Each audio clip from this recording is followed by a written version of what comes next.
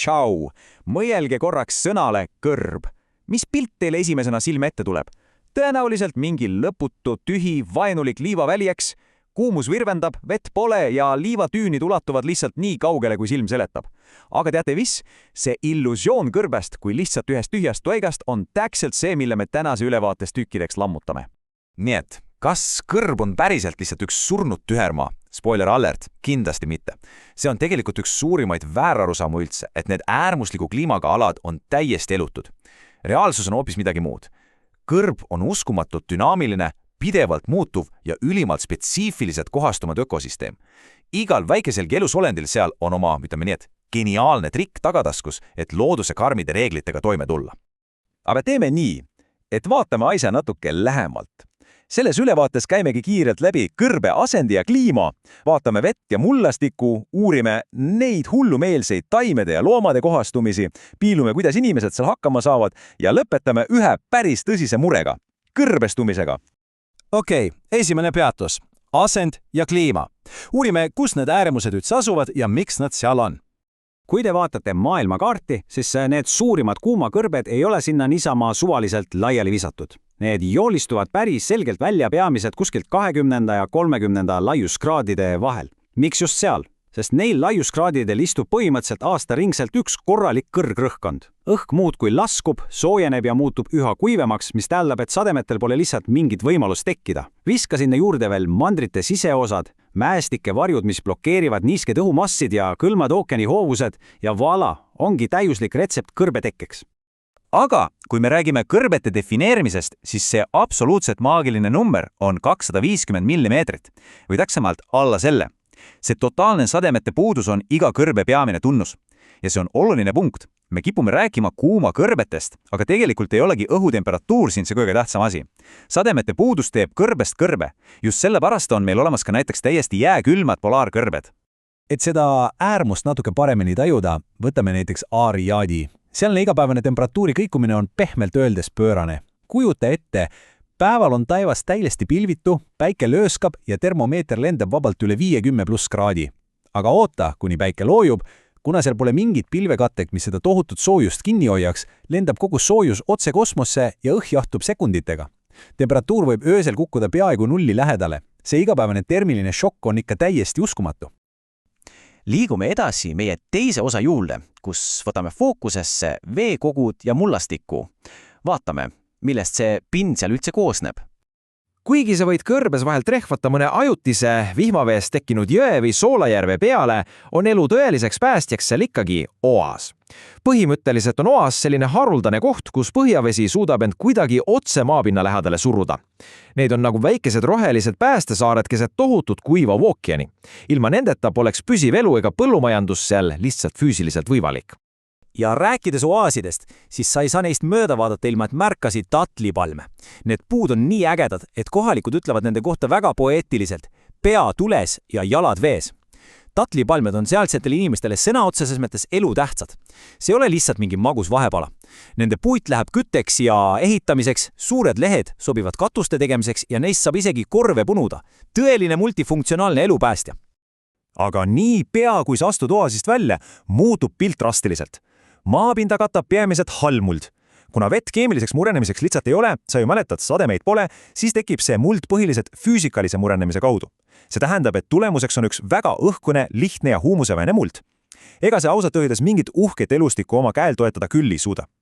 Ja siin on veel üks asi, mis teeb olukorra seal eriti keeruliseks.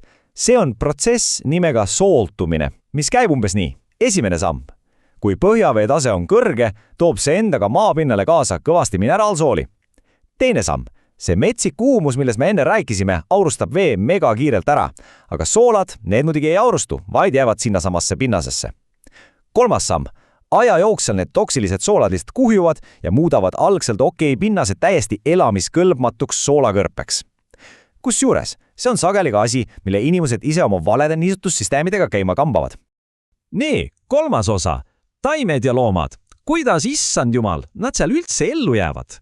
Okei, see on vist mu lemmikosa. Loodus ja evolutsioon on siin teinud täiesti hullumeelset tööd. Võtame näiteks kaameli ja fenneki või kõrberebase. Kaamel, keda teatakse ka kui kõrbelaava, on meister vee säästmises. Ta peaaegu ei hiigistagi. Ja see kuulus küür, see on tegelikult täis rasva, mille lagunemisel tekib lausa vesi. Geniaalne, eks? Teisel pool on aga pisikene kõrberebane, kes kasetab oma hiiglaslikke kõrvu nagu mingeid isiklikke radiaatoreid. Kehasoojus kiirgab kõrvade kaudu välja ja lisaks aitavad neid tal püüda iga väiksematki putukakrabinat kottpimeduses. Aga kuule, ainult heast füüsisest siin ei piisa. Käitumine loeb sama palju. Kuna see päevane päike on sõna otseselt mõkkes tappev, siis on enamik loomi teinud väga lihtsa järelduse. Oleme õise eluviisiga. Päeval kaevutakse sügavale jahedasse liiva sisse ja nina pistetakse välge alles siis, kui päike on läinud. Eriti hästi saavad siin hakkama roomajad. Nende soomuseline nahk hoiab ilusti niiskust kehas ja kuna nad on kõigusoojased, saavad nad oma kehatemperatuuri lihtsalt päikese käest laadida, kulutades nii palju vähem energiat ja toitu. Ja taimed ei jää ka oma kavalusega alla. Kaktused ja sukulendid on nagu looduslikud vedünnid. Nad imevad oma tohutult laiade juurte iga viimasegi vihmapiisa endasse ja säilitavad seda oma paksustes vartes. Aga siis on need niinimetatud lühiaja taimed, mis teevad asju hoopis teistmoodi. Nad lihtsalt ootavad, vahel isegi aastaid, olles peidus väikese kuiva seemnena mullas. Ja kui siis lõpuks tuleb vihm, buum! Nad tärkavad, õitsevad ja viskavad uued seemned maa peaaegu silmapilkselt, vaid mõneks päevaks muutub hall kõrb täiesti plahvatuslikuks, kirkavärviliseks õitemereks. 4. osa. Inimtegevus ja oaasid. Tõmbame pilti laiemaks ja vaatame, kuidas inimesed sellises ahjus suudavad elada. Muide, paljudes keeltes tähendab sõna kõrb lausa otseselt inimtühja kohta. Ja loogiliselt võttes ongi asutus seal pigem harv nähtus. Aga siinkohal tuleb mütsi kärgitada põlisrahvaste, nagu näiteks Saharas elavate peduiinide või Austraalia aborigeenide ees. Nemad on tuhandete aastatega suutnud nende absurdsete temperatuuri kõikumiste ja kuivusega ideaalselt kohaneda. Paljud neist on rändkarjakasvatajad. Need ei jää kunagi liiga kauaks paikale, vaid liiguvad koos loomadega oaasist oaasis, et mitte neid niigi habraid loodusvarasid lõplikult tühjaks imeda. Ja siis on muidugi see kaasaine inimlik leidlikkus, mis paneb lihtsalt ahetama. Vaadake neid hiiglaslikke udupüüdmisvõrke Tšiilis, Atacama kõrbes, mis on muideks üks kuivamaid kohti terves maailmas. Need võrgud on seal selleks, et püüda ookeanilt tulevat paksu udu. Udu kondenseerub võrgu peal veetilkadeks ja kujutle ette, heal päeval võib üks selline süsteem toota lausa 10 000 liitrit magedat vett. See vesi suunatakse siis otse torudega kohalikesse küradesse. See on täiesti elupäästev ja fantastiline lahendus, kas pova? Jõuamegi 5. ja ausalt öeldes kõige muret tekitavama osani. Korbestumine ja meie globaalne jalajälg. Räägime asjast nimega kõrbestumine. Lihtsalt öeldes on see protsess, kus varasemalt igati viljakad mullad hävivad ja muutuvad tasapisi tagasipöördumatult elamiskõlbmatuks kõrbeks. See ei ole mingi kauge tuleviku ulme. See kriis laieneb praegu hirmu äratuma kiirusega just olemasolevate kõrbete äärealadel. Ja mis kõige hullem, see ei ole mingi loomulik looduse ringkäik, see on väga otseselt seotud meie enda ehk inimeste tegevusega. See on nagu üks suur ja kurb doominoefekt. Rahvastik kasvab tohutu kiirusega, on vaja rohkem toitu, rohkem maad, nomadid surutakse üle väiksematele maalappidele, mis viib koheselt üle karjatamiseni, lisaks raiutakse veel viimasedki põõsad ja puud kütteks maha. Mis juhtub? Pinnas kaotab oma kaitsva kihi, tekib metsike erosioon ja meile jääb ainult paljas kuiv liiv. Viska sinna veel otsa see vale kunstlik niisutamine, mis toob kaasa muldade sooldumise ja voilà, muld on täielikult ja 100% välja kurnatud. Kui te tahate näha tõeliselt traagilist hoiatavat näidet, siis vaadake aralkummi kõrbe. See on maailma noorim, kõigest kuskil 50 aasta vanune kõrb ja see on 100% meie endi inimeste tehtud. See laius varem seal, kus lokkus Arali meri. Tänaseks on sellest alles jäänud peaaegu 40 000 ruutkilomeetrit mürgist liiva ja soola, mis on segamine aastakümnete pikkuse põllumaitsuse jääkidega, mürgiste väetiste ja pestitsiididega. Ja see ala ainult suureneb pidevalt. Aga see ei ole ainult kohalik mure. See on asi, mis peaks meid kõiki tõsiselt puudutama. Võimsad tuuled tõstavad sealt aralkummist üles tohutus koguses mürgis soolatolmu ja kannavad seda ringi. Ja uskuge või mitte, teadlased on seda täpselt sama saastunud tolmu leidnud isegi 1000 kilomeetrite kauguselt, näiteks Gröönimaa ja Antarktika liustikelt.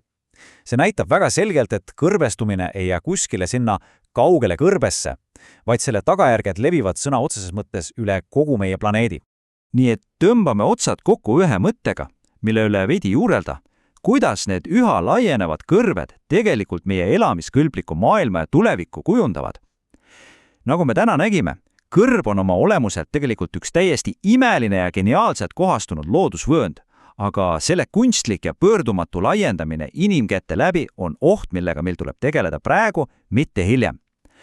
Loodan, et saite siit täna laheda uue vaatenurga ja kasulikke teadmisi selle äärmusliku, aga samas ülimalt põneva keskkonna kohta. Minu poolt praeguseks kõik, näeme järgmises ülevaates.